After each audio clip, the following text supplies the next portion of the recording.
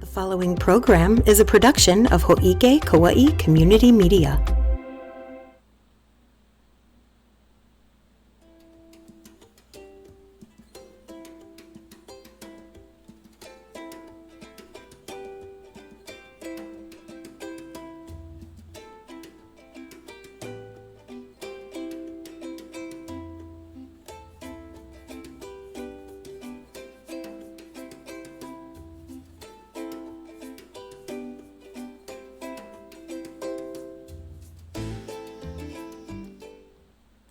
Aloha, Kaua'i.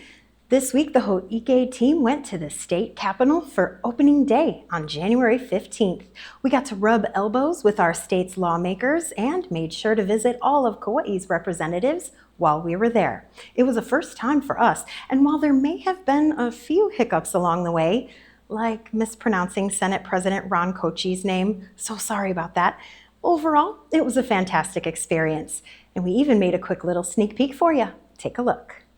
Media, we're the public access channel on Kaua'i, and we would like to offer you some salts from our island so you can season your food. Oh, I thought you were going to be hungry. Okay, You're cool. very welcome. Yes. All right. Aloha, Kaua'i. We are on Oahu today. I'm Trisha Allen. And I am Olivia Franco. And it is opening day in the state capitol. We're going to be interviewing a lot of the Congress people and senators that are in government and watching opening ceremonies coming up soon. It's a big day. You ready? I am ready. Let's do it. Let's do it. Our main goal was to make sure that we interviewed everybody representing Kaua'i at the event and also not screw up too bad. Aloha. I'm Trisha Allen, standing here with Representative Luke Evslin, Senate President Ron Kauchi to my right, Representative Dee Morikawa. Look who we found at the state capitol. It's Mayor Derek Kawakami. From Majority Leader to Speaker of the House, Nadine Nakamura. What is the best piece of advice that you ever ignored? Oh my God. I was thinking maybe we were going to talk about policy there. Don't run. Back in 1982, I was 24 and they told me I was too young. I never ignore advice, but I don't necessarily do what the advice asks me to do. I think Speaker said it the best. We have to make sure that we see the good in people. I do have a little bit of a lighter question for you. If you could fill in the blank for me. The older I get, the more I want to go surfing. Yeah, the older I get, the more I want to spend time in the ocean and catch as much waves as I can. The more I exercise. Governor Josh Green was also on hand to answer questions, and he answered a very important one of ours. We're going to be asked a lot of hard-hitting questions today. Yes. We don't have one of those for you. Thank you. We have something a little more fun. You're welcome. Okay, if you could have one superpower, what would it be and why? One superpower, I think the ability to fly. Yes, I love to be able to see different perspectives, and this world's a beautiful place. I'm often stuck in the building doing work, so maybe the power to fly would be great. Sometimes maybe invisibility, just because, there are moments. Maybe you could get a 2-for-1 deal. We'll look into it. If I could have flight and invisibility, That's great. Yes. Well, I hope you have a good rest of your day. I just wanted to really quickly ask you that, and I appreciate your time so much. Thank you very much. Appreciate You're very it. welcome. Take Let's care. get one more. Thank you, Governor. Thank you. The full uncut version of opening day will air for you in an episode all on its own, but it's being edited now, so stay tuned to Hō'ike for that. Should be out next week. Until then, we've got a job to do here today, so let's get to it. I'm Trisha Allen, and this is the Hoike Weekly.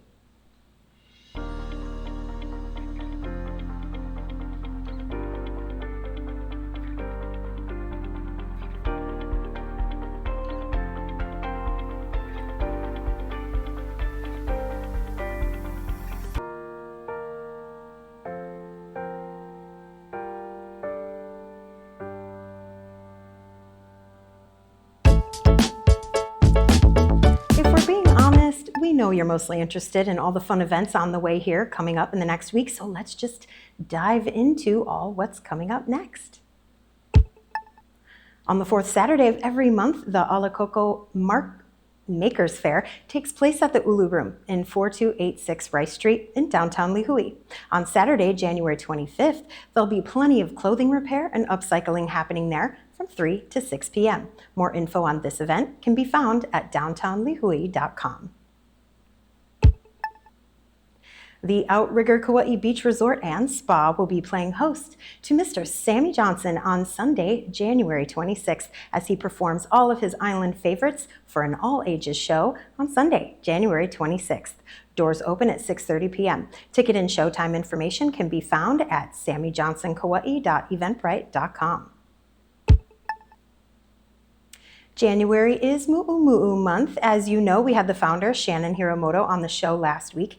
And this Sunday, January 26th, the Kauai Historical Society is holding an event at the Kanaloahuluhulu Meadow in Kokeʻe. It's Mu'u in the Meadow, and it begins at 10 a.m. Registration is open for a substance abuse and youth empowerment class taking place on Friday, January 31st.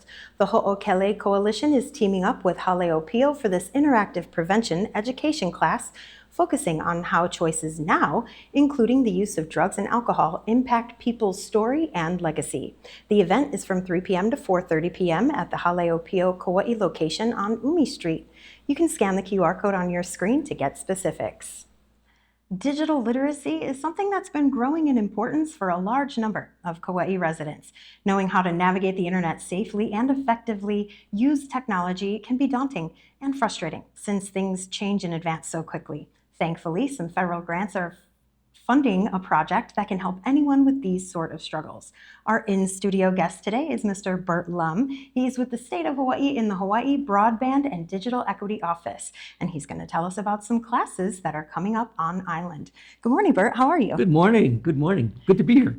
Well, we're very happy to have you in the studio because you can tell us about these digital equity classes that have been happening. Now, last year, there was a bunch of digital equity classes that were taking place at the libraries across the island. Are these classes like those classes? Well, so this particular set of classes was funded through a Department of Labor earmark that came from Congressman Ed Case. And that particular grant helped to fund the libraries and adult schools to offer these classes. So it's kind of a separate project from the project that I'm working on, but we actually are helping to promote these particular classes. So they're going on right now, and they will go on till May of 2025. Ooh, that's a long time. And they're different classes, right? They rotate the subject of the classes, or are they all the same ones? They're, for the most part, they're the same, but the library is pretty much, they basically hired one contractor to do their digital literacy classes.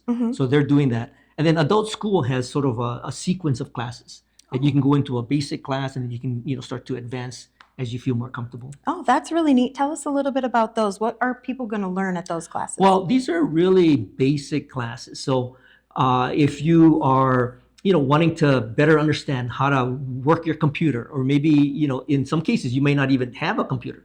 So it's really basic. It's like, how do I turn it on? What is a mouse? What is a monitor? What is it that I can do once I get on the on the computer? So how to turn it on? Basically how to function with your computer. And then the next sort of introduction in that particular class is now you're connected to the internet. So now you got your computer. You're now connected to the internet. What can you do?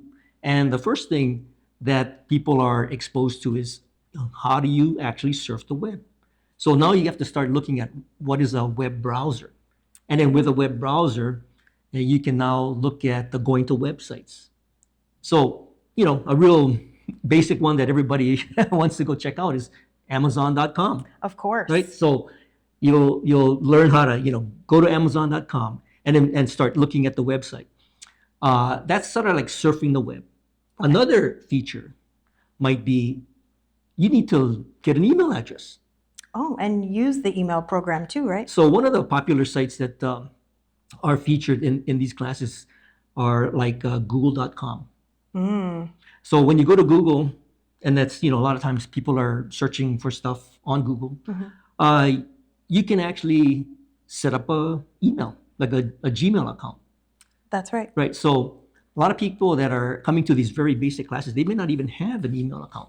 So if you want to start to actually learn how to use email, the first thing you got to do is get an email account. Oh, that sounds really handy, especially for families that have maybe older family members who are less familiar with this sort of thing. And it teaches them how to be safe online too, right? Well, as you start to become more comfortable with using the internet, one of the things that they feature is, once you have an email address and you start to send email out to your friends and relatives, that email might get picked up and you might receive an email, maybe from some Nigerian country. Oh, right. Right. So you want to be aware of those kinds of scams. So there's a little bit of introduction to some of the scams that are out there. But again, it's trying to get comfortable with the basics and then get into some of the things that you need to watch out for. That's fantastic. Well, we're going to have all the information about these digital literacy classes. They're going to be available if you scan the QR code on your screen or if you go to our tiny URL link in our bio. If you're listening to this on the Hō'ike podcast studio, that's how you can get to it. Bert, we appreciate you coming in the studio to let us know about it, and I think we'll be hearing from you again. I am more than happy to come anytime you want. Thank you very much. Looking forward to it. Since we're on the topic of tech, Kupuna Connections is holding another Tech Talk self-help clinic on Wednesday, January 22nd. Kupuna can bring in their own tablets, iPhones, iPads, or laptops from 10 a.m. to 2 p.m. at the Lihue Public Library. There, participants will work together to ask questions and get answers in a friendly, supportive environment. Pre-registration isn't required, but it definitely won't hurt. So if you have more questions or you need more information, call direct at 808-755-3645.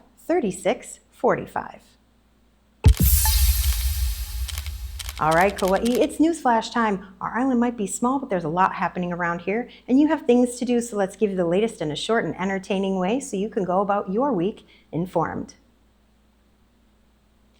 Wilcox nurses were on strike for 3 days this week. You may have seen them on Kuhio Highway in front of the hospital on Tuesday, Wednesday, or Thursday, holding signs, singing karaoke, and waving while passing cars honked in support. And if you didn't see it or didn't know about it, don't worry, Hō'ike's got you. I heard the nurses are picketing. Should we go check it out? I think so. All right, let's go.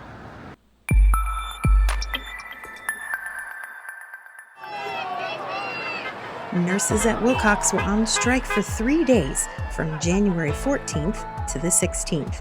And while they waved picket signs in front of Wilcox Medical Center and played music, we stopped to ask them what all the fuss was about.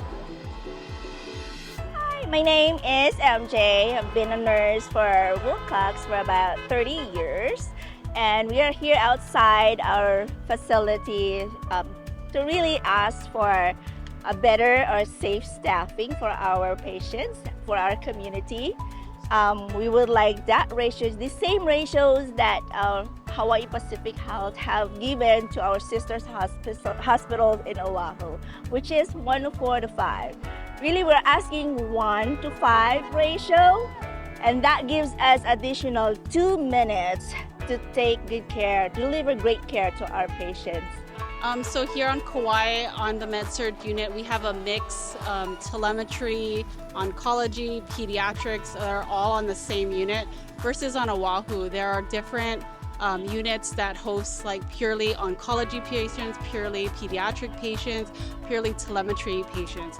And those ratios are a lot lower than we have here on Kauai. Because we have less resources here on Kauai, we're asking for ratios of 5:1, which is still above what Oahu hospitals have. They have a mix of 4 patients to 1 nurse, or even 5:1. So we're currently at 6 patients per 1 nurse, and we would like to get to just at least 5 patients to 1 nurse so that we can provide the care that Kauai people deserve. Hi, I'm Joan. I'm a retired nurse from Wilcox, and Mickey. I'm Mickey Lamar, and I'm also just retired from Wilcox. So we are part of the Nurses Guard. Yeah, so we're part of the Nurses Honor Guard. Yeah, this is really important. It's something that we truly believe in, is patient safety, and that was an issue, back in 2005. But we're here because this is our family. It's been my family for 20 years, and I love the hospital, but I think they're making a bad decision. My name is Greg Schumacher. I am an ICU nurse at Wilcox Medical Center. And we are out here today to support our med-surg staff, fighting for better staffing ratios. We are currently at 6-to-1, sometimes more. And when we go to negotiations and we ask them, why are we at 6-to-1 when all the other HPH hospitals are 5-to-1 or even 4-to-1? And they tell us our patients aren't as sick as the patients on Oahu. And we're calling them out on that because it's not true. We have signatures from half a dozen or more doctors here that believe that our patients are even sicker. So our staffing for telemetry is 4-to-1 is the gold standard on the mainland. And currently we are at 6-to-1. And they're high acuity patients. These are patients that are being monitored on a cardiac telemetry floor. And it's unfair, it's unsafe. So we need it corrected, and we need to do it for the County of Hawaii, the community, and for the nurses' sanity. This is my fourth strike since I've been working at Wilcox. I had 3 times before I retired. How about you? This is my first time. Oh no! This is your second. But I'm not striking, I'm supporting. That's okay, that's a strike. Okay. Second strike for me. Retired 12 years ago. And I really support this safe staffing because I've been there and I know how it is. So supporting them 100%.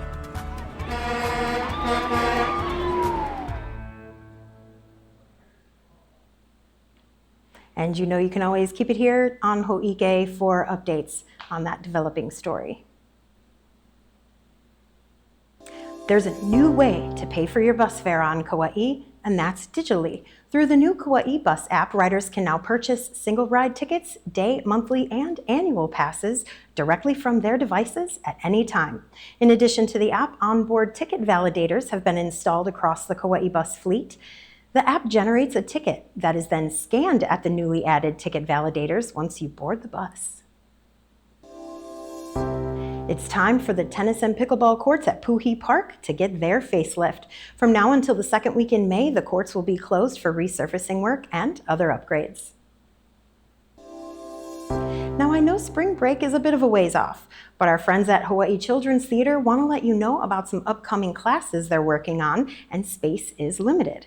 There's 2 classes being offered. One, a film production and performance class that'll cover how to transfer stage acting to screen, and it'll give attendees Hō'ike Producer Certification at the end. The second class is HCT's Spring Break Boot Camp. Participants attending this class will dive into the world of theater, and by the end of the week, they'll take the stage to showcase their talents in a live performance. No prior experience is needed for either class, but like I said, space is limited. More information can be found at hctkauai.org. All right, Kaua'i, that's all the Hō'ike we have for you this week. I'm Trisha Allen. Don't forget, we've got more updates on opening day. Check out those digital literacy classes at all of the libraries across the island. And in the meantime, we're wishing you love and aloha. Ah, the weekend's here.